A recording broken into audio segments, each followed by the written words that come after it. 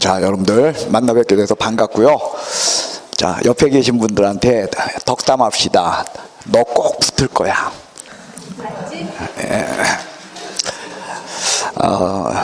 자, 이제 뭐 요약집이 좀 늦었지만 하여간 나왔네요. 그죠?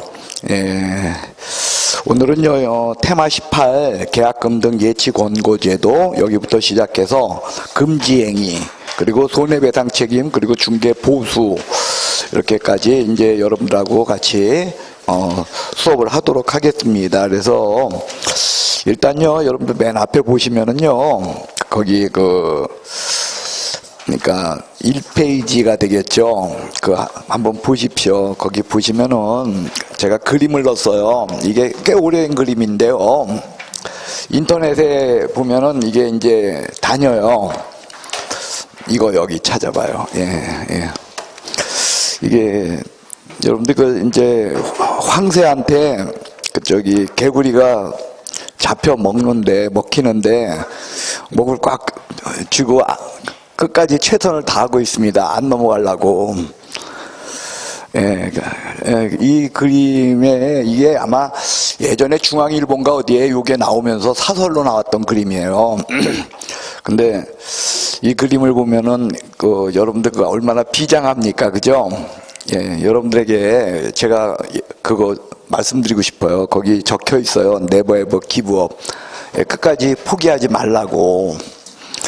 예, 그래요. 이 시험은요, 끝까지 견뎌내는 사람이 합격하는 시험이에요. 그래서 절대로 있죠. 이게 뭐 아주 샤프한 머리를 가진 분이 이 시험을 합격하는 건 아닙니다. 제가 어저께 한 분이 개업식을 해서 개업식 할 적에는 저는 거기 꼭 가거든요. 근데 그 개업식 하는데 너무 반가운 분이라서 제가 그 개업식에 참석을 했었어요. 근데 그분은 누구냐면은 저기 고향이 흑룡강이에요.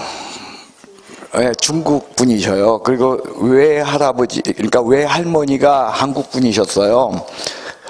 그러니까 와가지고 3년 전에 여기서 이제 한국어를 공부를 하셔가지고 이제 자격증을 따신 다음에, 예, 그 다음에 그 다음 해에 1차 시험을 붙고, 예, 작년도에 2차 시험을 붙었어요. 예, 그리고 그분, 중국 분인데, 그분이 개업을 했어요, 어저께. 예? 젊지 않아요. 뭐, 언니 또래야. 예, 그러니까 절대로 젊지 않습니다. 그런데 젊으네요. 예. 그런데 하여간에 그렇게 시험 붙어가지고서 그렇게 이제 하는 것을 봤는데, 가니까 또 이제 아주 장소도 굉장히 좋더라고요. 예, 그래서 아파트 뭐 한 1000세대 정도 되는 아파트 끼고 거기 있는데 이제 부동산은 2개밖에 없어. 그러니까 그 중에 하나니까 아주 괜찮은 자리를 잡았더라고요. 그래가지고 하는데 그거 보니까 이분도 붙는데, 그죠? 뭐 다른 분들이 떨어진다는 건 있을 수가 없다고 봅니다. 그러니까 여러분들 이 시험은요, 최선을 다하면 누구나 붙는다. 그분 지금도 그래요. 아니 자기가 붙는데, 예. 근데 뭐 왜들 떨어지는지 자기 모르겠다고. 예. 여러분들 하여간에 최선을 다해서 꼭 합격하시길 바라겠습니다. 자, 테마 18 보면 그 계약금 등 예치 권고제도가 있죠. 요거는요, 지난번에도 제가 여러분한테 소개했지만 어떤 거냐면은 이거는 계약이 끝나고 나서, 그죠? 그러니까 거래 계약이 있은 이후의 문제예요. 그래서 여러분들 거기 보시면은요, 어떻게 되면 예치 권고제도는요, 거래 계약 이행이 완료될 때까지야. 그래서 이행 단계에서의 문제예요. 그 이행이 완료될 때까지 먼저 그거 기억해 주시기 바랍니다. 그래서 계약금, 중도금, 잔금 이런 것들을 예치하도록 개업공인중개사가 권고해야 한다. 할 수 있다. 할 수 있다. 그래서 이행이 완료될 때까지, 이게 계약이 완료될 때까지 이런 식으로 나오면 이거 틀리는 거야. 왜? 무슨 제도? 이행 단계를 지배하고 있는 제도다. 그래서 여러분들 이행이 완료될 때까지, 그리고 예치 권고할 수 있다. 할 수 있다야. 예, 그 다음에 여러분들 이 예치 권고 제도는요 일종의 에스크로우 제도다 이렇게 이야기했어요. 그래서 여기서는요 여러분들 누가 제일 중요하냐면 예치 명의자가 중요하다 그랬어요. 이 사람이 바로 에스크로우 업자야. 그래서 예치 명의자가 될 수 있는 사람은 첫째로 예치기관은 전부 예치 명의자가 된다는 거예요. 그래서 거기 예치기관에 보면 금융기관, 공제사업자, 신탁업자 등하고 등자가 붙었죠. 그래서 그 등 속에 기출문제로 지금 현재 포함되는 자는 채신관서와 보험회사다. 그래서 여러분들 거기 1, 2, 3번이라고 적혀 있지만 예치기관에 적혀 있는 사람은 실제로 몇 명이 적혀 있냐면 5명이 적혀 있죠. 그래서 금, 공, 신 등이다. 우리가 이렇게 외웠던 거예요. 그래서 금융기관, 신탁업자, 공제사업자 플러스 채신관서. 채신관서가 뭐요? 우체국. 그 다음에 보험회사. 얘네들의 특징은 다 뭐냐? 돈놀이 하는 애들이라 그랬어요. 그죠? 그래서 요 5명이 예치기관이고 여기에다가 예치 명의자가 될 수 있는 사람은 2번부터 6번까지가 그죠? 2번부터 6번 말고 7번을 보세요. 6번을 빼고요. 예, 2번부터 7번까지가 바로 누구냐면 예치 기관에 해당하는 사람이야. 그리고 거기에 플러스 돼가지고 개업공인중개사와 에스크로우 전문회사 6번이죠. 1번과 7번이 6번이 거기에 추가적으로 들어간다 이렇게 이야기했습니다. 그래서 예치기관, 예치명의자 일단 기억합시다. 일단요 여러분들 그 예치기관과 예치명의자 이 문제를 논함에 있어서 여러분들이 기억하셔야 될 문제가 뭐냐면 이런 거예요. 예치기관에도 보면은요 금융기관이 있고요 그 다음에 예치명의자에도 은행이 있다는 거예요. 그렇기 때문에 이런 거죠. 국민은행을 예치명의자로 해서 농협에다가 예치하는 거 된다 안 된다? 요게 된다라는 거예요. 그러니까 통장은 누구 통장이냐면 국민은행 이름으로 된 통장이야. 근데 그 통장의 발행은 누가 한 거야? 농협이 한 거야. 이게 가능하다는 거죠. 그래서 여러분들 기출문제 중에는요 그러한 식의 문제가 금융기관을 예치명의자로 해서 다른 금융기관이 예치기관이 될 수 있다. 이게 기출문제로 나왔던 지문이에요. 그래서 여러분들 이게 가능하구나 이 사실을 통해서 좀 확인해 주시길 바라겠습니다.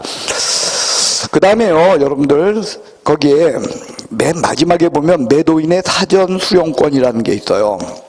그건 뭐냐면요 여러분들 이거는요 이 돈을 계약금, 중도금, 잔금 들어가는 돈을 원칙적으로 누가 가져가야 되냐면 이거를 매도인이 가져가야 되는 거 아닙니까? 근데 매도인이 이걸 갖고 간다 아니면 예치명의자 이름으로 예치기관에다가 이걸 집어넣는다. 그렇죠. 예치명의자 이름으로 예치기관에다가 이 돈을 집어넣기 때문에 매도인 입장에서는 굉장히 이게 억울한 제도가 될 수 있다는 거죠.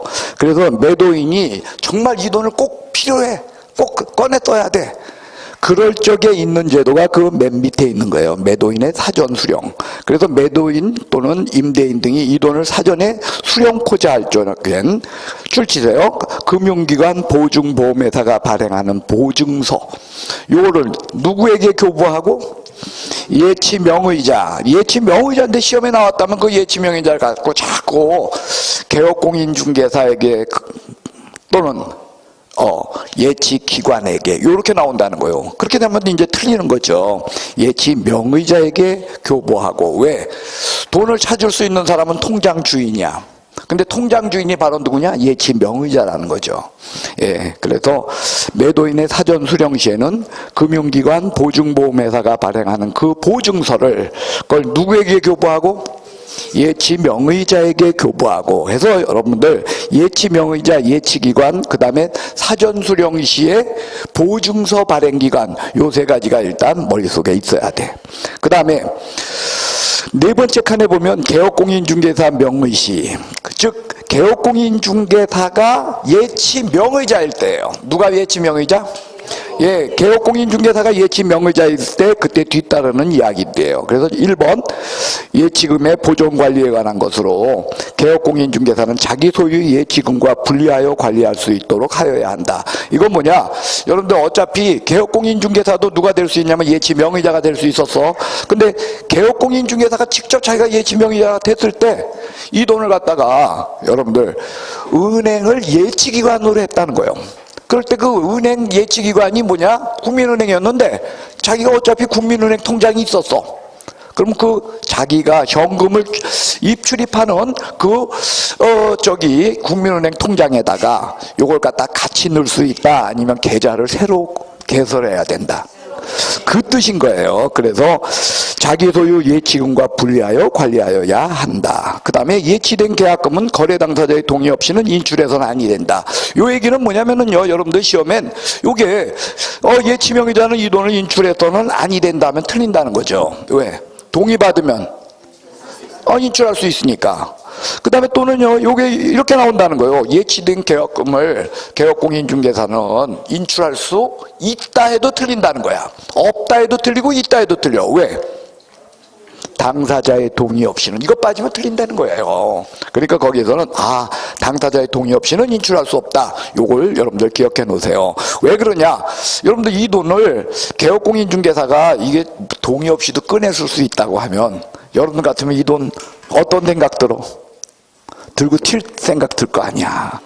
그죠? 그래서 요 제도는 그러한 이야기다. 그 다음에 두 번째는요, 여러분들 지급보증 의무가 있다. 그래서 이 지급보증이라고 하는 것은요, 여러분들 우리가 중개 업무를 하려고 하면은 중개 업무에 대한 업무 보증을 하지 않습니까? 마찬가지로 이 계약금 등 예치 권고제도 요걸 하기 위해서는 지급보증을 해야 된다는 거죠. 그래서 방법은 업무 보증의 방법과 동일해요. 그래서 보증보험, 공개, 공탁 방법은 동일하다. 그리고 업무보증하게 되면 여러분들 거래계약서 확인설명서 줄 적에 업무보증증서 사본을 교부하잖아. 여기도 지급보증을 했기 때문에 그 사본을 교부한다는 거예요. 여러분 업무보증하게 되면 그거 누구에게 교부해? 거래 당사자에게 교부하죠. 여기도 보십시오. 누구에게 교부해? 그죠? 교부, 요걸 거래 당사자에게 교부한다는 거예요. 사본을, 지급보증한 그 사본을 누구에게 교부? 거래 당사자. 그래서 여러분들 그걸, 그 지급보증한 사본은 거래 당사자에게 교부한다는 거하고, 뒤에 맨 끝에 있는 사전수령 시에 그 보증서, 이건 누구에게 교부? 예치명의자에게 교부. 요 두 가지가 여러분들 우리가 틀려서는 안 돼. 거기다 쓰세요. 사본을 교부, 누구에게? 거래 당사자에게 교부한다. 됐습니까? 그리고 그때 금액은 방법은 이거지만 금액은 여러분들 업무보증의 금액은요 1억 원 이상, 2억 원 이상 그거 아닙니까? 근데 여기는 1억 원 이상, 2억 원 이상이 아니라 예치된 금액에 해당하는 액수입니다. 라는 거요. 예, 그래서 예치된 금액만큼 설정한다. 그 다음에 이제 실비 청구권이 있어요. 그 실비 청구권은요, 이게 이제 개업공인중개사가 예치 명의자가 되다 보면 이 업무를 갖다가 하다 보니까 여기에 대한 보수를 받을 수는 없어요. 이거 보수 받는다면 틀려. 뭘 받는다? 실비를 받는데 그 실비는 누구에게 받는다 그랬어요? 누구를 위한 제도다? 이거는 매수인, 그죠? 차인을 위한 제도다. 그렇기 때문에 요거는 권리를 취득하고자 하는 의뢰인에게 그래요. 그래서 요거 실비로 받을 수 있다라는 것이 계약금 등 예치 권고제도예요. 자, 칠판을 보시기 바랍니다. 계약금 등 예치 권고제도 속에서 여러분들 기억하셔야 될 게 뭐냐? 예치 기관이 누구냐? 두 번째로 예치 명의자가 누구냐? 그 다음에 세 번째로 사전 수령에 관한 문제를 갖다가 우리가 이해하자 그겁니다. 자, 그 다음으로 뭐냐면 개업공 예치명의자일 때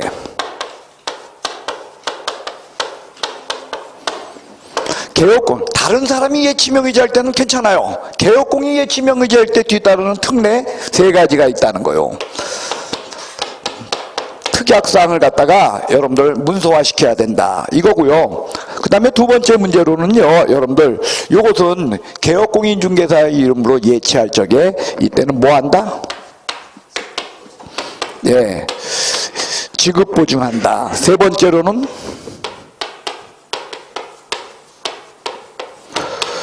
구별하여 관리한다. 이러한 문제들이 머릿속에 있어야 돼요. 그래서 제일 먼저 예치기관이 될 수 있는데 예, 5가지가 떠올라야 돼. 일단 금, 공, 신 등이다 했는데 이 등에는 최신관서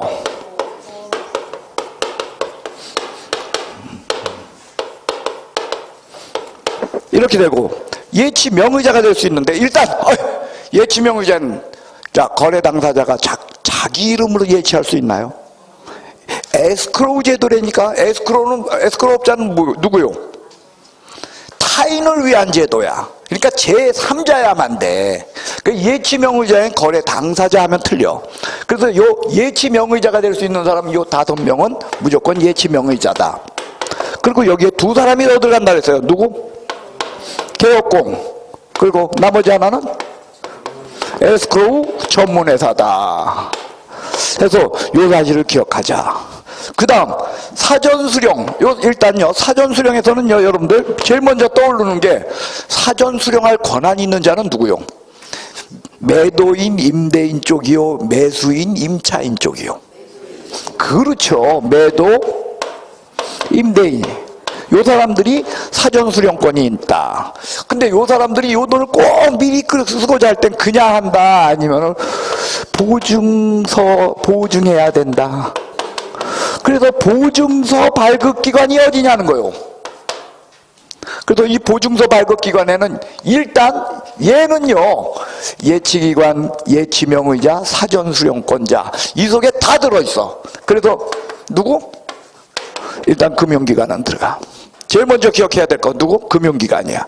그 다음에 두 번째는 누구냐면은요 여기는 보험회사야. 근데 여기는 보험회사가 들어간다. 보증보험회사다. 예, 보증보험회사다. 이렇게 여러분들 우리가 나눠서 보시면 되는 거야. 그 다음에 개업공인중개사 이름으로 예치할 때 일단 필요한 사항을 약정해. 두 번째로 지급보증하는데 방법은 뭐랑 똑같다 그랬어요? 그래요. 업무보증과 동일하기 때문에 보증보험 공제 공탁의 형태다. 그거죠. 그죠? 그리고 이때 보증서 누구에게 줘?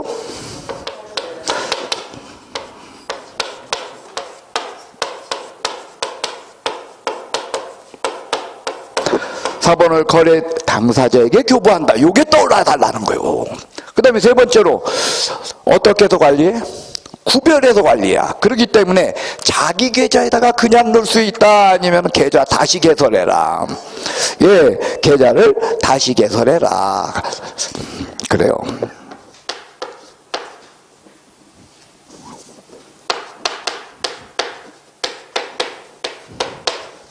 예, 구별해서 관리한다. 그거죠. 그래서 계좌를 어떻게? 다시 개설한다. 요것이고요. 그 다음에 여러분들 이거 내 마음대로 꺼내 쓴다, 못 쓴다?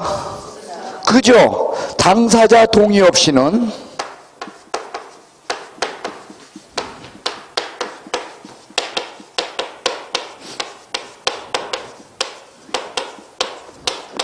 이게 예치권고제도야. 여러분 예치권고제도 너무 쉽지 않아요? 예, 이런 거 시험에 나왔을 때 우리는 내용을 알면, 이게 있잖아요. 여러분들 외우기를 바라질 않아요. 시험 문제는요 항상 뭐냐면 여러분들 알면 맞추는 거고, 모르면은 외우지 않아 별짓을 해도 틀리는 거야. 왜? 시험 문제가 나오는 거는요 제가 볼 땐 너무나 뻔한 게 나오는데 그게 그냥 암기해가지고선 그걸 갖다 다 놓치고 틀려. 기껏 외워놓고. 예, 이러한 내용들이 여러분들 계약금 등 예치 권고제도다. 다시 한번 여러분들 한번 정리해봐요. 자,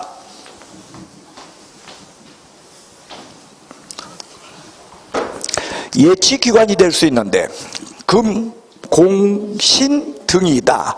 근데 그 등에는 누구와 누구도 포함된다. 최신관소, 보험회사 이런 데도 포함된다. 그 다음에 예치 명의자에는 그 5명은 다 들어가고, 거기에 또 누구 들어간다? 개업공도 예치 명의자가 될 수 있다야. 근데 시험에는 개업공도 예치 기관이 될 수 있다라고 나온다는 거예요. 예, 맞춰야 돼, 틀려야 돼. 그래요. 그 다음에 누구도 있다? 에스크로우 전문회사. 그런데 시험에는요 거래 당사자 이름으로 예치할 수 있다 이렇게 나와. 그러면 이건 에스크로우 제도가 아닌 거야. 거래 당사자 본인인데 어떻게? 그죠? 그래서 제3자라니까. 예치명의자는 개업공인중개사 플러스 5 플러스 1이다. 그 다음에 사전수령할 권한이 있는 자는 누구다? 매수인, 임차인, 매도인, 임대인. 그래요. 근데 그 사람이 이 돈을 사전에 수령코자 할 적에는 보증서를 발급해야 돼. 근데 그 보증서는 누가 발급한다? 금융기관. 일단 다 들어가니까. 그 다음 보험회사다, 보증보험회사다. 보증, 감사합니다. 그게 떠올라 달라는 거예요. 금융기관과 보증보험회사. 됐습니까? 그리고 금융기관과 보증보험회사가 발행한 그 보증서를 누구에게 교부하고? 하면 틀리는 거야. 왜 거기서 거래 당사자가 나와? 예치 명의자에게 교부하고. 왜? 돈을 꺼낼 수 있는 사람은 누구다? 예치 명의자. 여러분들 은행 통장에서 돈 꺼낼 수 있는 사람은 여러분 통장 돈 내가 꺼낼 수 있어? 왜? 예치 명의자가 아니니까. 그래요. 그러니까 예치 명의자에게 교부하고. 근데 그 시험에는 어떻게 나온다고요? 거래 당사자에게 교부하고, 개업공에게 교부하고, 또는 예치 기관에 교부하고 이렇게 나와. 특히 예치 기관에게 교부하고. 예, 그렇게 많이 나와. 틀리지 맙시다. 그거요. 그래서 이 돈을 수령할 수 있다. 그 다음에 다른 사람들은요, 이 돈을 들고 튀기가 어렵다. 왜? 사람이야, 아니면은 그게 다 회사야. 그런데 개업공 이름으로 예치 시에는 개업공인 중개사가 문제가 된다. 그래서 필요한 사항을 약정해 놓고요. 그 다음에 지급보증을 설정한다. 여러분들 봐봐요. 모든 예치 명의자가 될 수 있는 모든 사람들이 이게 예치 명의자가 되었을 적에 개업공 외에 다른 사람들도 지급보증 해놔야 돼. 그땐 필요 없어. 그때는 필요 없다는 거예요. 누구 이름으로 예치했을 때. 그 뜻인 거야. 그래서 개업공 이름으로 예치했을 시에 지급보증을 하는데, 지급보증의 방법은 업무보증과 같고, 금액은 업무보증처럼 개인의 경우는 1억 원 이상, 법인의 경우는 2억 원 이상, 그거다? 아니다. 예치금에 해당하는 액수다. 그 다음에 구별하여 관리하여야 한다. 그거죠. 그리고 이때 보증서 사본은 누구에게 교부하고? 거래 당사자에게 교부하고. 그래서 이게 업무보증하고 성격을 같이 한다. 이렇게 여러분들 이야기하는 것이 계약금 등 예치 권고제도로. 이거 틀릴 거야. 이거 나오면 무조건 건질 거요. 예, 무조건 건져주시기 바랍니다. 그 다음에 두 번째로 보는 게 뭐냐면, 여러분들 거기에 금지행위가 있어요. 뭐가 있어요? 자, 일단요, 금지행위는요, 그 대상자를 보면 개업공인중개사 등 이렇게 돼 있어. 금지행위의 대상자는 누구다? 그러니까 개업공인중개사, 소속공인중개사, 중개보조원이요. 개소보요. 한마디로 여러분들 일반인, 무등록자 적용 있다, 적용 없다. 일반인과 무등록자는 적용 대상에서 제외됩니다 라는 거요. 개업공인중개사 등. 됐습니까? 예, 그 다음. 자, 이 금지행위는요, 거기에 보시면은요, 그 1학년 1반, 3학년 3반 이렇게 적혀 있는데, 1학년 1반에 해당하는 게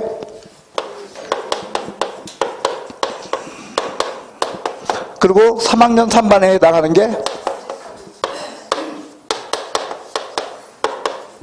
이렇게 이야기했어요. 기수매물은 1학년 1반, 그 다음 서직상투는 3학년 3반.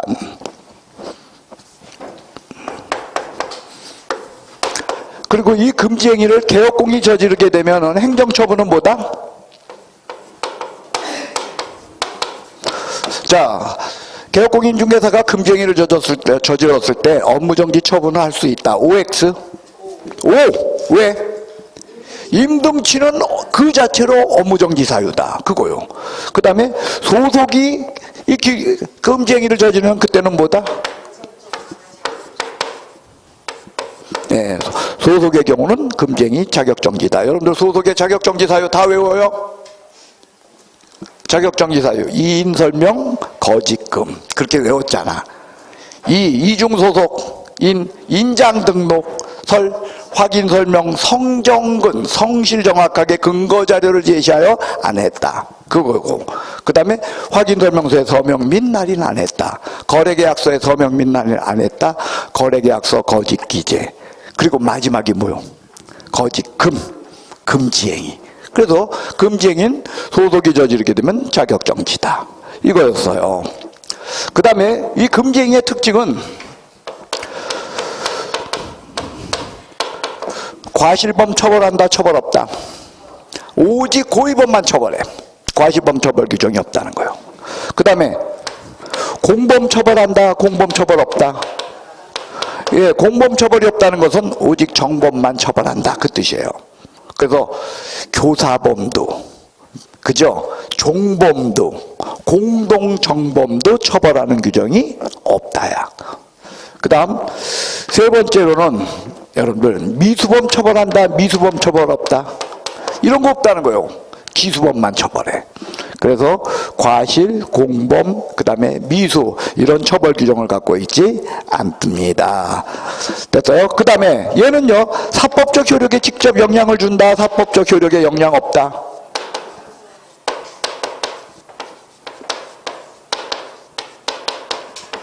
예.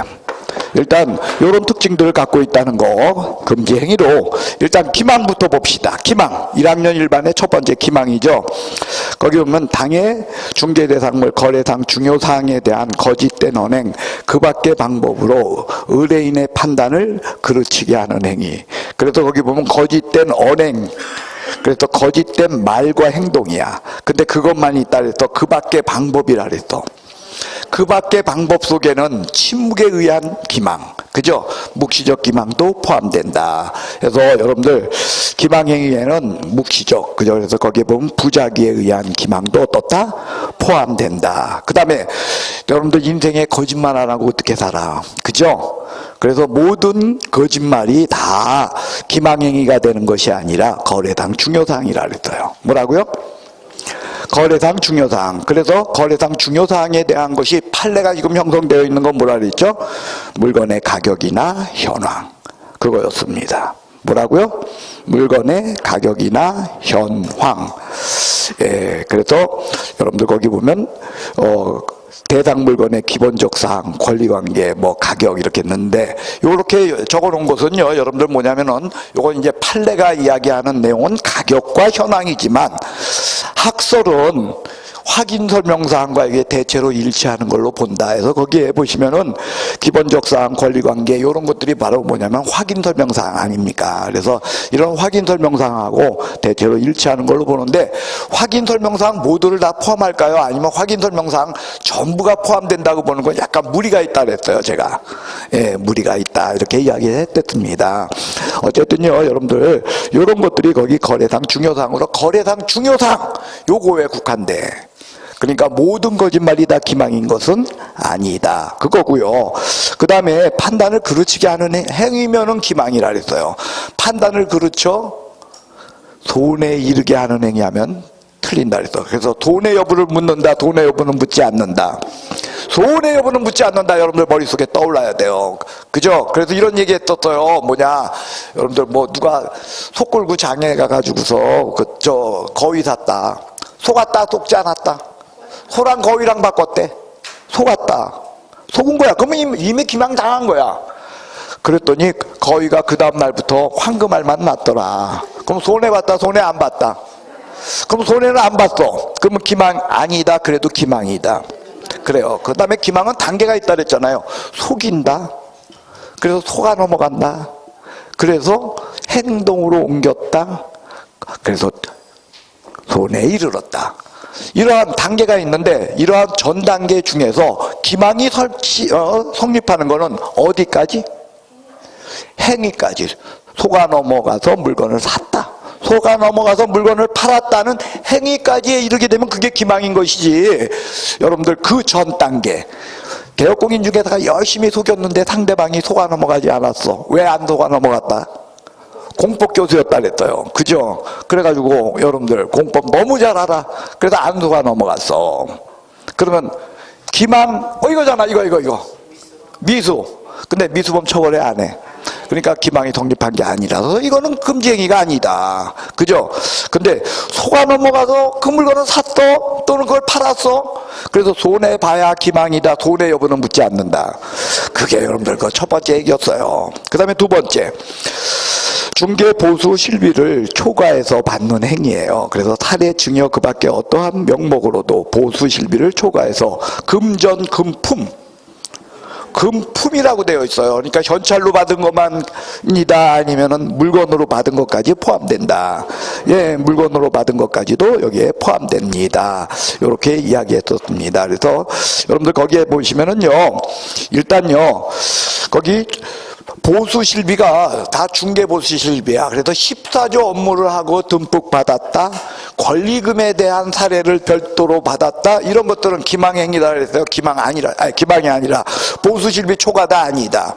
그러니까 14조에 나오는 관상재분소, 그죠? 이 업무를 통해서 보수를 듬뿍 받았을 때, 이때는 여기에 해당하지 않는다. 그거 기억해 달라 그랬습니다. 그 다음에 이거요. 받기로 약정만 했을 시, 실제로 받았다 받기로 약정만 했을 시다. 이때는 여러분들 여기 보수실비 초과다 아니다. 예, 이때는 보수실비 초과에 해당하지 않는다. 실제로 어떻다? 예, 받아야만 한다. 그래서 여러분들 여기에 받기로 약정한 것의 대표적인 게 뭐냐면, 예, 순가중개계약이라고 했잖아요. 순가중개계약이 뭐죠? 전문용어로 뭐라 그랬어요? 예? 인정작업. 인정작업. 내가 네 물건 네 손에 3억을 쥐어질 테니까 내가 얼마에 팔든 이야기하지 마. 단 너 중개보수 안 받을게. 이게 뭐다? 이게 순가중개계약으로, 순가중개계약은 우리 법이 명문으로 금지하고 있다. 금지 규정 없다. 금지 규정 없다는 거예요. 그렇기 때문에 순가중개계약은 그 자체로 뭐냐?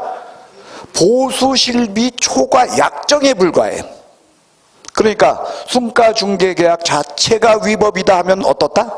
X야. 그러나 그 결과 실제로 보수실비를 초과해서 받게 되었을 적에 그때 뭐가 성립한다? 중개보수실비 초과에 걸린다. 그 뜻이라는 거예요. 자, 다시요. 여러분들 약정만 했을 시에는 보수실비 초과다 아니다. 그래서 실제로 보수실비를 초과해서 받았을 적에 바로 이 미수를 넘어서 기수가 돼서 여러분들 보수실비 초과 여기에 걸린다는 거예요. 그 바람에 순가중개계약은 그 자체로 위법이다? 아니다. 근데 결과적으로 초과해서 받았을 시 그때 비로소 이 조항에 의해서 걸립니다. 이것이 여러분들 그 보수실비 초과 그 얘기였어요. 그 다음 이거요. 받았다가 돌려주는 행위. 받았어. 예, 초과해서 받았는데 양심의 가책을 느껴서 아니면 꿈자리가 뒤숭숭해서 뭘 해도 상관없어요. 어쨌든 돌려줬어. 이때 초과로 걸린다 안 걸린다? 왜? 받았거든. 받은 한 걸린다는 거예요. 돌려준다. 그 다음 이거죠. 예, 수표로 받았는데 부도 났어. 예, 초과해서 받았는데 부도가 났어. 금지행위다 아니다? 금지행위다. 자, 다시요. 정리합시다. 보수실비 초과해서 받는 행위. 자, 여기에는요, 여러분들 첫 번째 14조 업무, 권리금에 대한 사례, 이런 것들은 보수실비 초과에 걸린다 안 걸린다? 걸리지 않는다는 거예요. 그 다음에 두 번째 받기로 약정만 했다. 순가중개계약 그 자체, 이런 것들은 여기 보수실비 초과에 걸린다 안 걸린다? 안 걸린다. 그래서 실제로 보수를 초과하여 받았을 시 걸린다. 그 다음 초과하여 받았다가 돌려줬다. 이때 금지행위다 아니다? 단 돌려주면 정상 참작 될까 안 될까? 되겠죠. 그러니까 등록 취소시킬 걸 뭘로? 업무정지로. 소속이 그랬을 때는 자격정지 6개월 때릴걸? 3개월 이런 식으로 정상 참작은 되겠죠. 하지만 기망 자체가 아닌 것은 아니다. 이런 것이에요. 그 다음 수표 받았다가 부도 났다. 금지행위다 아니다? 예. 자, 마지막으로요. 여러분들 여기서는요. 이제 우리가 한 컷 더 나가서 여러분들이 기억해 주셔야 될 문제는 이런 문제예요. 어떤 거냐면 이 중개 보수에 관한 문제에서 개업공인중개사가 이제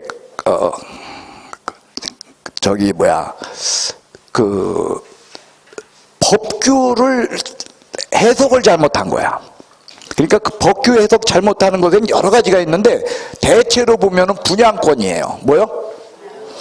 분양권은요, 여러분들 우리가 중개 보수를 논할 적에 분양권에 대한 중개 보수는 기납입액에다가 프리미엄을 합쳐서 중개보수를 산정하나요? 아니면은 전체 분양가액에다가 프리미엄을 산정해서 중개보수를 계산합니까? 그런데 개업공인중개사가 그 사실을 모르고, 그 사실을 어떻게? 모르고서 어떻게 했냐면 전체 분양가액에다가 프리미엄을 더해서 중개보수를 산정했댔어요. 그러면은 요거 봐봐. 과실범 처벌에 안 해. 그러니까 과실범으로 처벌 안 받는다, 아니면 요것도 걸린다. 네? 예? 요것도 걸린다는 거예요. 왜? 그래서 중요한 얘기가 있었어요. 법의 무지는 용서될 수 없다. 법을 몰랐다라는 것은 과실이 아니다라는 거예요. 과실범이다, 이거 과실범 아니다. 예, 과실범 아닌 거예요. 그래서 이건 고의범이야. 법의 무지는 용서될 수 없어. 고의범에 해당해요. 단, 이게 진짜 몰랐다면은 정상참작. 그것일 뿐이야. 그렇다고 아닌 것은 아니다라는 거예요. 여러분들, 과실범은요, 제가 이런 얘기 했잖아요. 예를 들면 오소리가, 수렵법에서 오소리를 잡으면은 안 돼.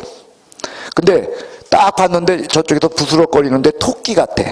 그래서 토끼인 줄 알고서 총을 쐈는데 가서 보니까 오소리였어. 이런 건 대상의 착오야. 그 다음, 오소리하고 토끼하고 있어. 오소리가 토끼를 딱 노리고 있어요.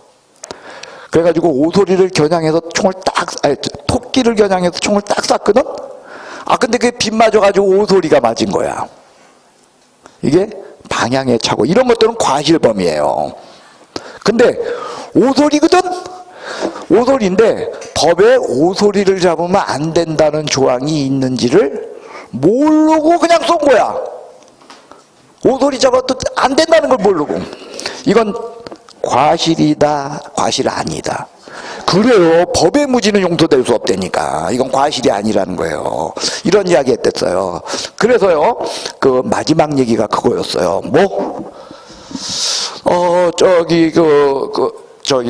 분양권 기납입액 플러스 피 해가지고 분양가액을 중개보수를 산정해야 되는데 그 사실을 모르고 전체 분양가액에다가 피를 더해서 중개보수를 받았다. 자, 된다 안 된다? 안 된다. 금지행위에 해당한다. 이런 내용을 같이 기억해 주시길 바라겠습니다. 그 다음에 세 번째, 매매를 업으로요. 그 매매를 업으로는요, 여러분들 자꾸 오해하는데, 개업공인중개사는 매매하는 사람이다, 중개하는 사람이다. 그러니까 개업공인중개사가 해야 되는 걸 중개를 업으로 해야 되는 거지, 매매를 업으로 해야 되는 것은 아니다라는 거예요. 그래서 매매를 업으로 하면 금지행위인데, 모든 매매를 업으로 하는 것이 금지행위인가? 그건 아니라는 거예요. 일단 중개대상물이야. 뭐요? 그러니까 중개대상물 아닌 거 매매를 업으로 한다? 이건 금지행위? 아니에요. 대표적인 거 이런 거야. 꽃가게 했어, 개업공인중개사가. 금지행위다, 아니다? 아니라는 거예요.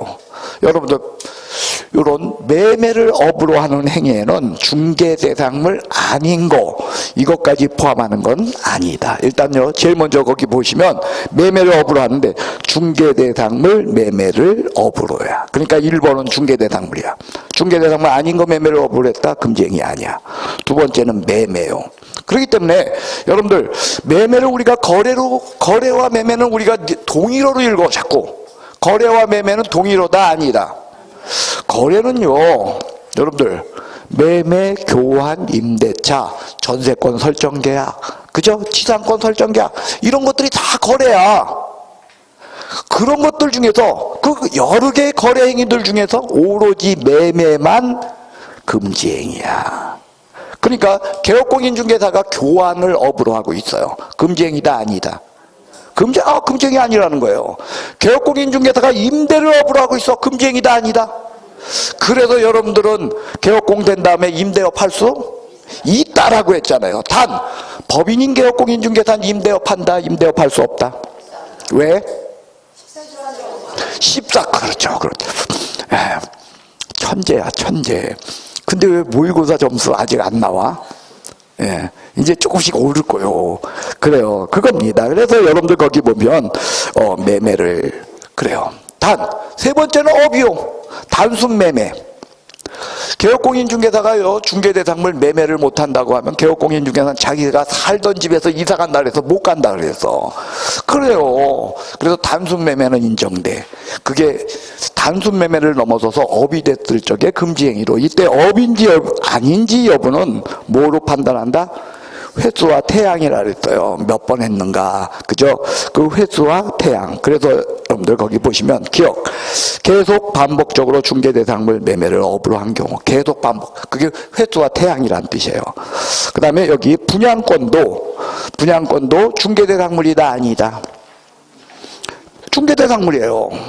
그죠? 맨 처음에 우리가 뭐냐면 중개대상물 매매를 업으로 하는 행위야.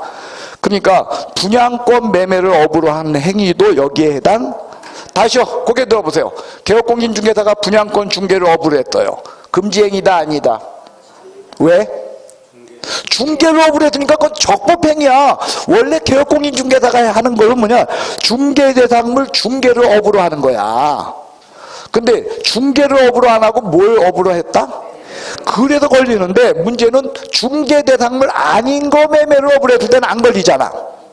그래서 아까 꽃가게 했던, 걸린다 그랬다 안 걸린다.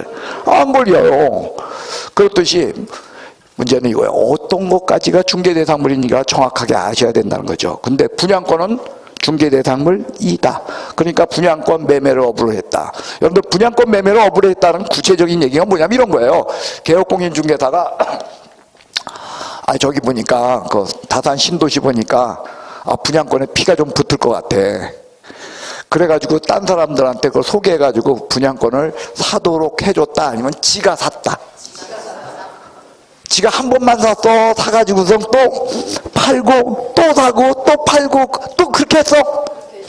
그거야. 그게 매매로 업으로 한 거예요. 근데 분양권이 중개대상물이기 때문에 이게 걸린다는 거예요. 그게 아니라 개업공인중개사가 분양권 누가 팔아달라는 걸 다른 사람한테 그게 중개를 해서 이건 걸릴 수가.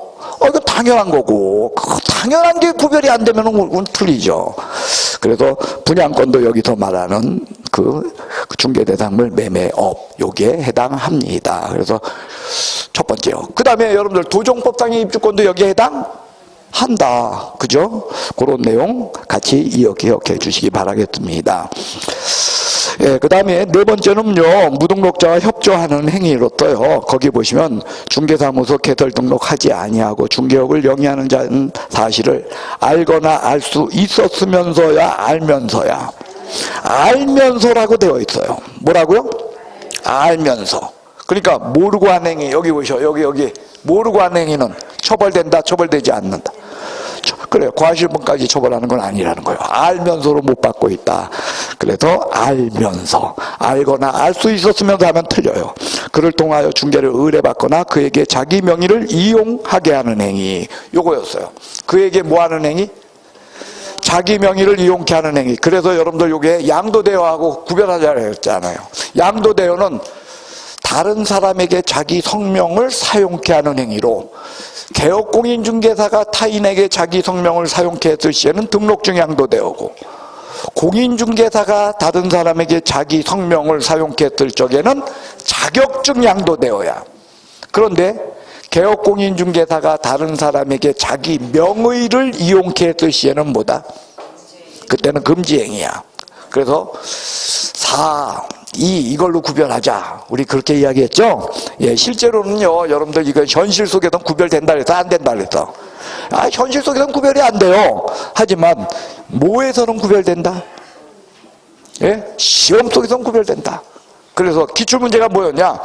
개업공인중개사가 다른 사람에게 자기 명의를 이용케 하는 행위는 절대적 등록 취소 사유에 해당한다. 이렇게 나왔어요. OX? X! 다른 사람에게 자기 명의를 이용케 하는 행위는 뭐였어? 금지행위야. 금지행위니까 뭐야? 절등치가 아니라 임등치였다는 거예요. 아직도 잘 안 돼요? 어느 시험 보기 전 어느 순간엔 될 거예요. 예. 그렇게 여러분들 나눠서 기억합시다. 여기까지가 뭐요? 1학년 1반짜리요. 몇 학년 몇 반? 그 다음에 이제 3학년 3반이요. 3학년 3반에는요, 첫 번째가 이거죠. 부동산 관련 증서요. 자, 관계법령에서 양도, 알선 등이 금지된 부동산 임대, 분양 임대 등과 관련된 증서로 거기 보면 청약통장, 입주자 저축증서, 그죠? 주택 상환 사채 뭐 이런 것들이 여기서 말하는 증서야. 그래서 여러분들 거기에는 읽을 때 잘 읽으라 그랬어요. 양도, 알선 등이 금지된 부동산이야, 아니면 양도, 알선 등이 금지된 증서야.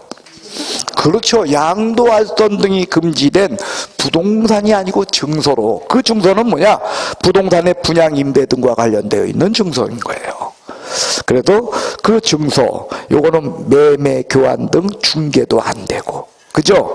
뭐도 안 돼? 매매를 업으로 하는 행위, 요것도 안 된다. 그래서 분양권이나 여러분들 그 뭐 저런 것들은 거기 보면 상가 분양 계약서 적혀 있죠. 이런 것들은 여기서 말하는 증서다 아니다. 그래요. 여기서 말하는 건 우리가 소위 말하는 딱지, 즉 입주권들이에요. 그리고 그 입주권도 바로 대표적인 게 그 저기야, 입주자 저축 증서, 그게 입주권의 대표적인 거예요. 예. 그래서 이러한 것들이 부동산 관련 증서로, 이거는 개업공인중개사가 여러분들 거래도 못하고 중개도 못한다는 거예요. 예. 거래라 그러면 임대가 포함될 수는 없잖아. 그죠? 그러니까 매매야. 매매도 못하고 중개도 못한다. 그리고 이걸 업으로 하는 행위라고 했는데, 여기에 업은요, 계속성, 반복성 이런 것에 의해서 업을 판단한다 그래서 여기는 한 번만 해도 업이라 그랬어. 이거는 금지가 되어 있어서 한 번만 해도 업이고요. 다만요, 여러분들 주택법에 의해서 이거요, 이 부동산 관련 증서는요, 주택법에 의해서 주택시장을 교란하는 요인으로 작용하는 문서로서 이걸 갖다가 거래한 자는요, 주택법에 의해서 3학년 3반이에요. 그리고 중개사법에 의해서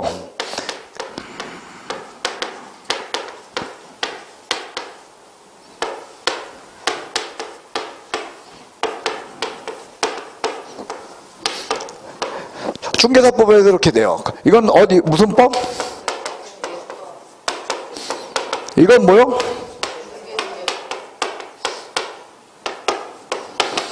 이렇게 되니까 어떤 문제가 생기냐면 이런 거요. 자, A가 통장 주인이야. B가 이 통장을 갖다가 얘가 샀어.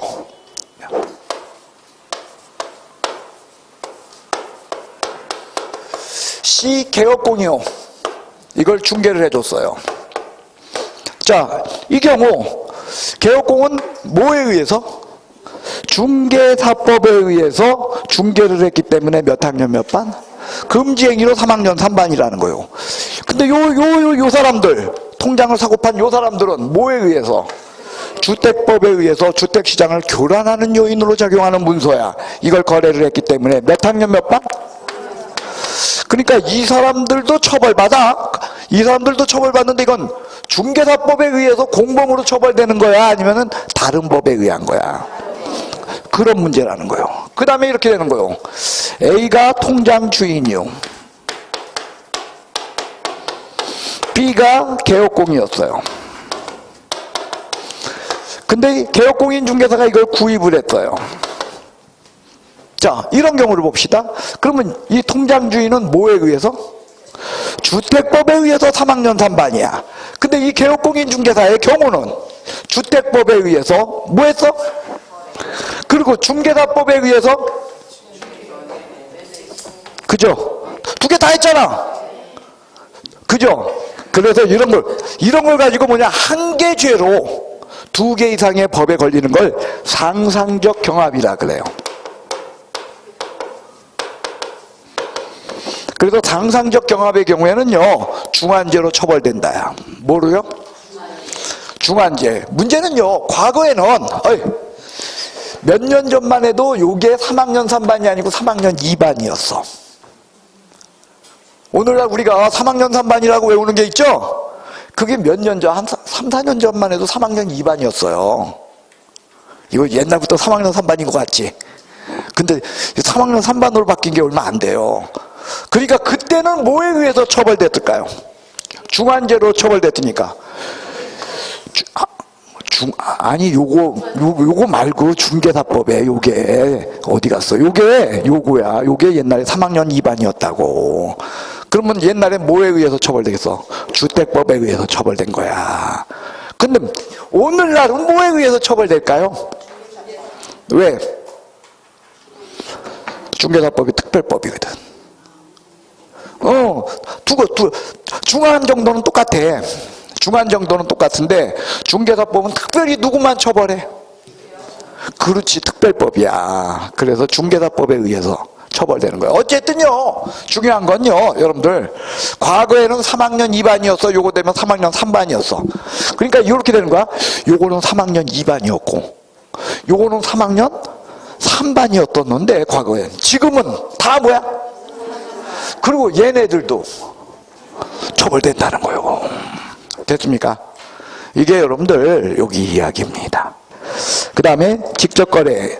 여러분들 직접거래는 무조건 누구를 통해서 찾아라? 예? 중개인은 왜 나와? 누구요? 의뢰인. 그렇죠. 자, 여러분들 이거요. 개업공인중개사가 의뢰인과 거래를 하면 이게 뭐다?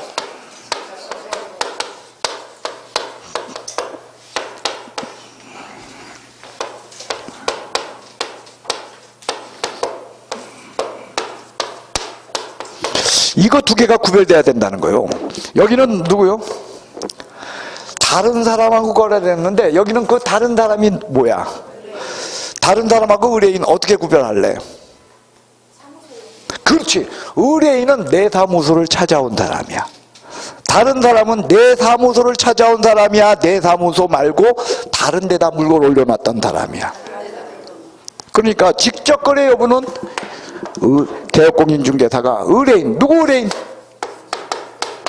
자기 의뢰인과 거래를 하면 직접 거래다. 이렇게 찾으라 그랬어요. 누구랑 하면? 자신의 의뢰인과 거래를 했으면 그것이 직접 거래야. 자신의 의뢰인 아닌 자와 거래를 했을 시에는 직접 거래가. 그래서 이거 봐봐. 자, 개업공인중개사가 교차로 보고 토지를 샀어요. 직접 거래다, 아니다? 예? 아니다가 답이야. 됐어요? 왜? 교차로에다가 물건을 내놓은 사람은 개업공인중개사의 의뢰인이야, 아니야? 자, 시험에 가장 많이 나오는 지문이죠. 개업공인중개사가 다른 개업공인중개사를 통하여 집을 사서 또 다른 개업공인중개사를 통하여 집을 팔았다. 직접 거래다, 아니다? 왜? 자기의 의뢰인이 아니니까.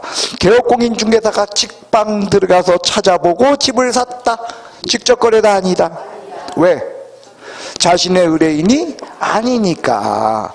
내 의뢰인 아닌 자와 거래를 하게 되면 직접 거래가 아니다 라는 것이 여러분들 여기 이야기야. 됐어요?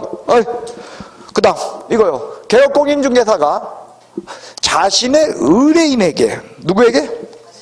자신의 의뢰인에게 와이프 집을 팔았어. 직접 거래다, 아니다? 그러죠. 가족의 물건은 직접 거래가. 그거는 뭐냐? 와이프하고 의뢰인하고 거래를 하는데 개업공인중개사는 중개한 거야. 그죠?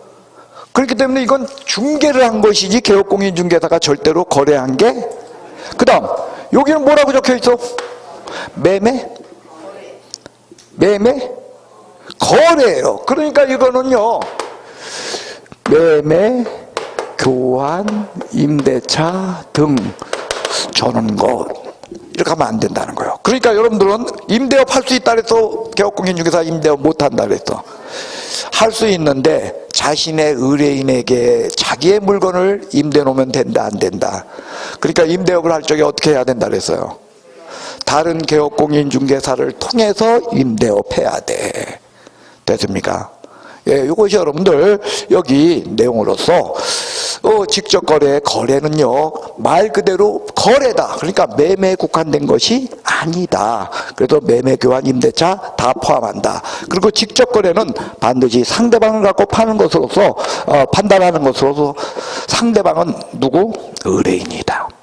그러니까 의뢰인 아닌 자와 거래를 했을 시에는 직접 거래로 걸리는 것은 아니다. 그리고 이 직접 거래 문제 중에서 이 거래가 매매가 되었을 시에는 뭐가 되었을 시에는 매매가 되었을 시에는 다시 중개 대상물 매매를 업으로 했는가 여부까지도 다시 판단이 요구되었죠. 근데 시험 문제는 항상 전제로 깔아줘요. 매매를 업으로 한 것은 아닐 때라는 전제. 예, 그래서 그러한 식으로 판단한다. 그 다음 이거요. 가족의 물건은 직접 거래 대상이다 아니다. 그 다음 뭐 이렇게 졸아. 하긴 딱 졸린 날씨네요. 그죠? 날씨 참 좋고 이런 날은 떠나야 되는데 그죠? 자, 그 다음 이거요. 의뢰인은 본인만을 의미한다. 여기에는 대리인이나 수임인도 포함한다. 그죠? 대리인과 수임인까지도 포함한다. 근데 시험에 이렇게 나오잖아요. 의뢰인의 범위에는 본인만을 의미하고 대리인과 수임인까지 포함한 것은 아니다. 하면 그게 맞는 것처럼 느껴져. 왜? 말 그대로 직접 거래니까 대리인하고 의뢰인이 왔죠. 수임인이 왔으면 직접 거래한 게 아니잖아. 대리인을 통한 거래잖아. 뭐 이런 생각이 들어. 근데 그런 것은 아니다. 라는 거 기억해 주시기 바랍니다. 이것이 여러분들 거기서 말하는 직접 거래야. 그 다음 쌍방대리 문제가 있어. 무슨 문제요? 쌍방대리. 쌍방대리는요 여러분들 이행 단계에서는 쌍방대리 발생한다 안 발생한다? 안 발생한다. 이행 단계는 훌륭한 중개 서비스라 그랬어요. 그래서 쌍방대리는요 여러분들 이행 단계에서 발생하는 게 아니라 반드시 뭐냐? 계약 체결의 문제이다. 그래서 여러분들 쌍방대리는 계약서를 개업공인중개사 혼자 앉아서 쓰는 게 뭐다? 쌍방대리야. 그 다음 일방대리는 금지행위다 아니다? 아니다 라는 거예요. 일방대리까지 금지행인 것은 아니고 이때 쌍방대리가 이루어졌을 때 계약서는 무효다 아니다? 그건 아니야. 민법에 의해서 결정하는 거예요. 그죠? 그렇기 때문에 쌍방대리가 있었다고 해서 계약서가 무효인 것은 아니고 원래는 쌍방대리는 무효인데 당사자 동의 있었을 땐 유효하잖아. 근데 지금은요 이런 경우 쌍방대리 다 개업공인중개사가 동의받아서 하거든. 예. 근데 그러니까 계약이 무효가 되는 것은 아니다 라는 거 기억하시고요. 그 다음 이 쌍방대리에는 자기계약도 포함된다 그랬어요. 모두 포함돼요? 자기계약. 자기계약은 뭐라 그랬어요? 계약의 일방 당사자가 본인이면서 타방 당사자를 대리하는 행위. 그게 자기계약이야. 그러니까 뭐냐면 이거야. 내가 매수인이거든? 근데 매도인이 뭐냐면은 내 아들이야. 근데 미성년자라서 내 아들한테서 내가 뭐 대리권을 가지고서 해. 이게 뭐야? 이게 자기계약이야. 그럼 이 자기계약을 하게 되면 결국 뭐야? 매수인 난에 자기 이름 쓰고 매도인 난엔 대리인으로 누구 이름 또 들어가? 자기 이름 또 들어가잖아. 이게 쌍방대리라 자기계약이라는 거예요. 그래서 쌍방대리 문제는 자기계약도 떴다 포함됩니다 라는 거예요. 자, 고개 들어보십시오. 쌍방대리. 저쪽에도 포함된다 안 된다? 그 뭐야? 자기계약도.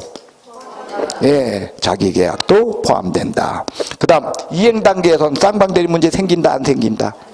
이행 단계에선 쌍방대리 문제가 발생할 수 없다. 자, 그 다음에 투기조장행위예요. 자, 투기조장행위는 탈세 등 관계의 법령을 위반할 목적으로 소유권 보존 등기, 이전 등기를 하지 아니한 부동산. 이게 첫 번째 부동산이라고 했어요. 그 다음에 관계 법령에서 전매 등 권리 변동이 제한된 부동산.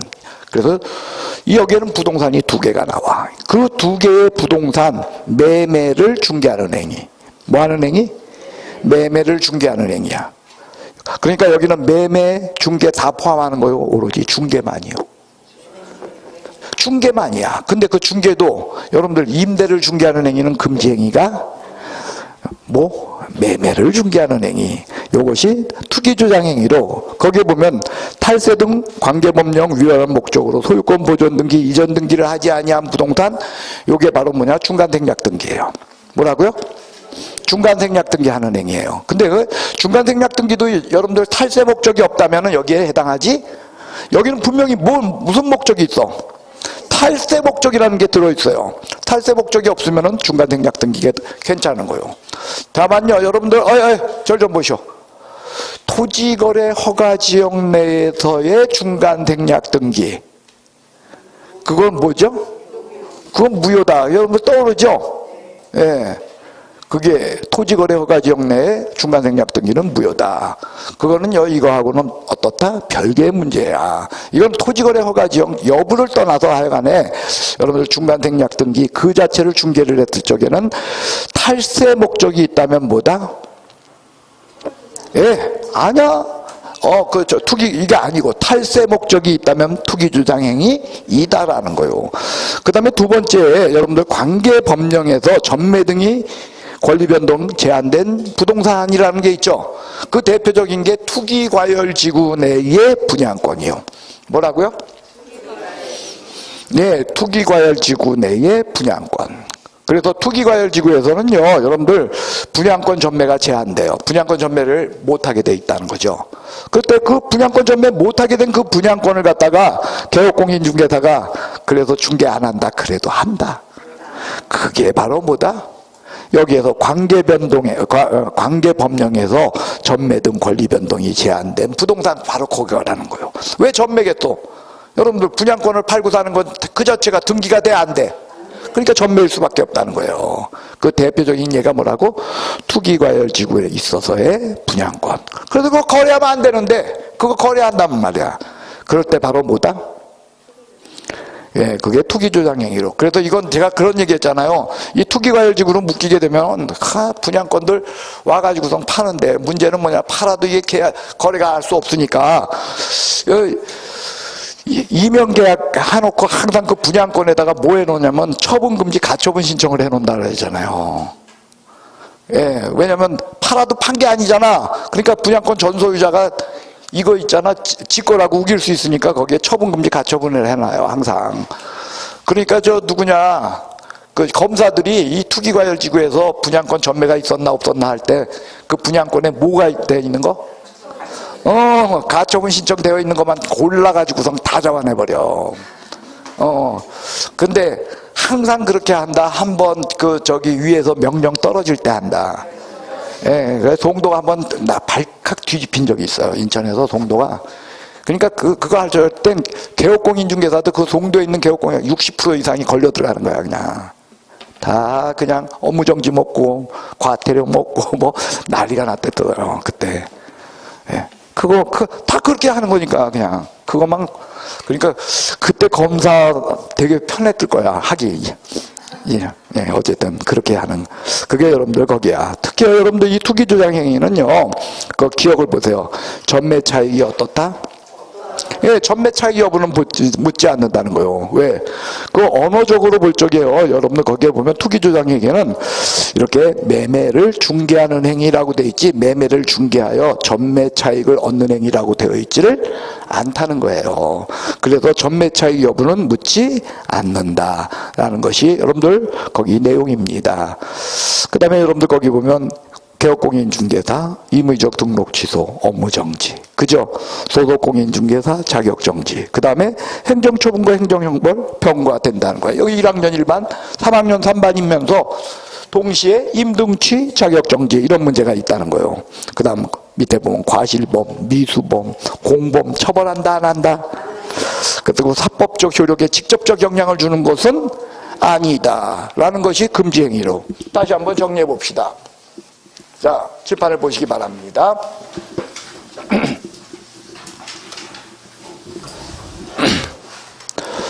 자, 요게 뭐였죠? 자, 기망행위. 모든 기망행위야 중요사항이요. 중요사항이었어요. 그럼 중요사항은 보통 뭐가 떠올라?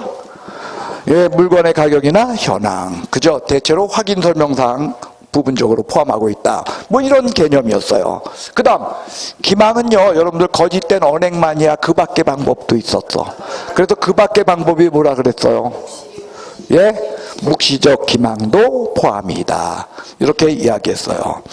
예, 그래서 기망은 뭐 하는 행위? 판단을 그르치게 하는 행위. 그래서 손해에 이르러야 기망이다. 손해 여부는 묻지 않는다. 그 다음에 열심히 속였는데 상대방이 속아 넘어가지 않으면 처벌이다 아니다. 예, 미수범 처벌 규정 없다. 그거였죠. 그 다음에 요게 뭐죠? 예, 보수 실비에 관한 문제로서요. 여러분들 14조 업무 권리금에 대한 것은 여기에 적용된다 안 된다? 예, 여기에 적용되지 않는다. 그래서 보수 실비를 초과해서 받는 행위고 약정만 했을 시에는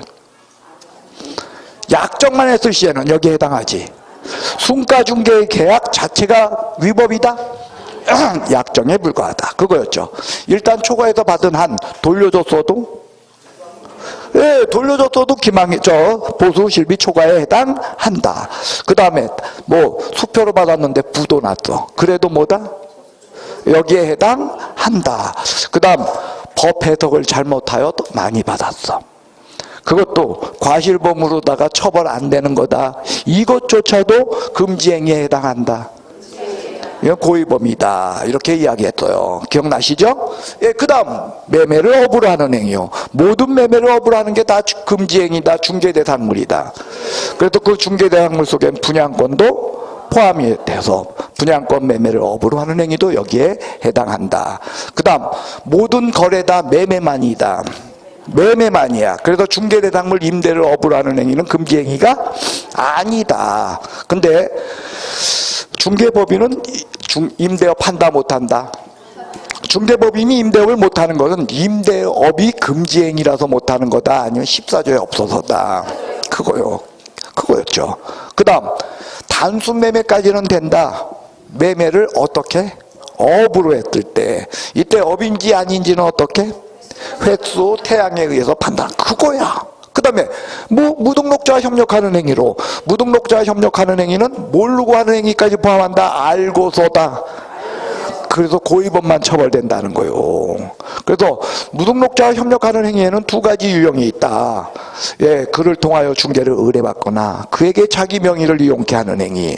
그래서 성명을 사용케 하면 양도되고 명의를 이용케 하면 금지행위다. 사용할 때 사자냐, 그죠? 이용할 때 이자냐, 사가 크다. 그래서 사는 자격증 양도되면 자격 취소고 등록증 양도되면 등록 취소고 절등치고 이렇게 되는데 이용 이거는 임등치다. 이게 이렇게 차이가 난다. 그거 여러분들 우리가 무등록자와 협력하는 행위 유형으로 다뤘어요. 그 다음에 무등록자와 협력하는 행위의 첫 번째 거는요, 저게 적혀 있죠. 그를 통하여 중개를 의뢰받다. 그래서 중개를 의뢰받기만 하면 확인 설명을 하거나 안 하거나 뭐 조사 확인 같은 것들이 없었다 할지라도 그죠, 중개계약이라고 하는 중개 의뢰받았다는 그 사실만으로도 무등록자와 협력하는 행위가 된다는 게 특징이었어요. 이거 오늘은 아까 안 했어. 왜냐면 내가 빨리 끝낼 목적에. 예, 근데 지금은 그렇죠. 예전에는 수업을 했던 내용이에요. 그 다음 부동산 관련 증서로, 이 부동산 관련 증서는 분양권이 되기 전 단계의 증서들로, 여기에는 이미 분양계약서나 분양권 같은 것들은 여기에 포함되는 게 아니로, 그래서 보통 입주자 저축 증서, 그죠? 뭐 주택 상환 사채, 그죠? 이런 것들이 여기서 말하는 부동산 관련 증서로서 이걸 거래한 사람들은, 당사자들은 중개사법에 의해서 처벌되지는 않지만 그죠? 주택법에 의해서 처벌될 수 있고, 그것도 3학년 3반이다. 그리고 개업공인중개사의 경우에는 이걸 중개를 했을 시에는 중개사법에 의해서 금지행위에 해당하는 거고, 이걸 갖다가 자기가 직접 매매를 했을 시에는 중개사법하고 주택법을 두 군데를 다 걸려. 그래서 상상적 경합이라고 하는 건데, 그 중에서 중환죄로 처벌되다 보니까 지금은, 옛날에는 주택법이 더 중했어. 근데 지금은 어디가 중해? 다 똑같아. 3학년 3반 둘 다. 그래서 특별법인 중개사법에 의해서 처벌되는 거다. 그렇게 이야기했어요. 그 다음에 직접거래였습니다. 자, 직접거래 여부는 의뢰인을 통해서 판단한다. 그래서 상대방이 의뢰인이었다면 직접거래고, 상대방이, 개업공인중개사의 상대방이 의뢰인이 아니었다면 직접거래가 아니다. 그래서 상대방 의뢰인인가 여부에 의해서 직접거래 여부를 논하면 됩니다. 이렇게 이야기했었습니다.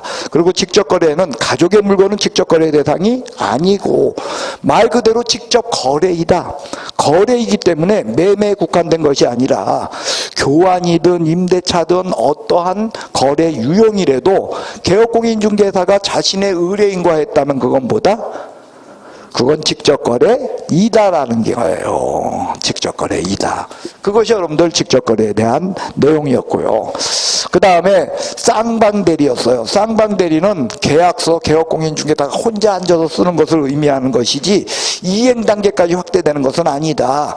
이행단계에서의 쌍방대리 문제는 없다. 그거는 왜?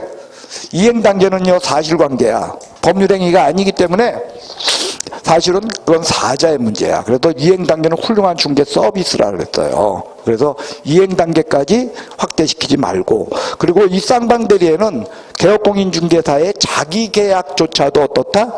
여기에 쌍방대리 문제에 포함된다. 그 다음에 투기조장행위를 해서요.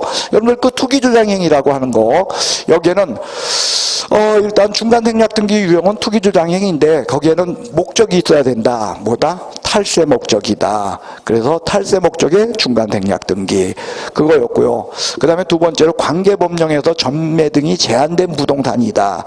그 대표적인 게 투기과열지구 내 분양권으로 이 투기조장행위만 나왔다면 시험 문제는 이거다. 손해에 이르러야. 손해에 이르러야 된다. 손해 여부는 묻지 않는다. 예, 그 다음 여러분들 이 금지행위의 대상자는 개소보입니다. 그래서 일반인과 그리고 누구죠?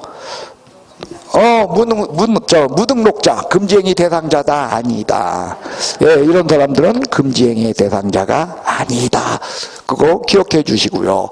미수범, 과실범, 공범, 처벌 규정 없다. 그래서 그 공범 문제를 갖다가 한번 하면 이거였죠, 여러분들. 자, B가 있는데 A가 의뢰인이야. 여기 개업공이용.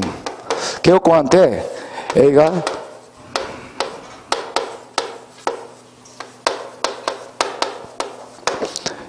매매를 하는데 이 개업공인중개사가 C라는 다른 개업공인중개사와 함께 이걸 공동매수를 했어요. 둘이 같이 샀어. 이때 이 개업공인중개사는 금지행위의 대상자다 아니다. 누구랑 했어? 의뢰인에게 샀기 때문에 얘는 금지행위의 대상자. 이나 요 사람. 왜? 자기의 의뢰인이 아니야. 근데 이게 형법적으로 보면 공범이거든요. 그래서 공동정범이라 그래요. 그런데도 얘는 금지행위의 대상자가 아니다. 그래서 공범처벌 같은 거 안 한다. 그거요. 그리고 금지행위를 저질렀을 때 그 계약 자체가 무효가 되는 것은, 그럼 계약은 어떻게 의해 판단한다?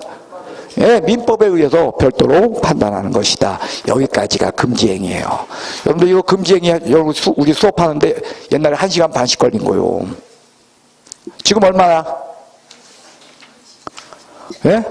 지금 30분이면 해. 이제 다음번에 하면 어떻게 될까요? 다음에 20분이면 해요.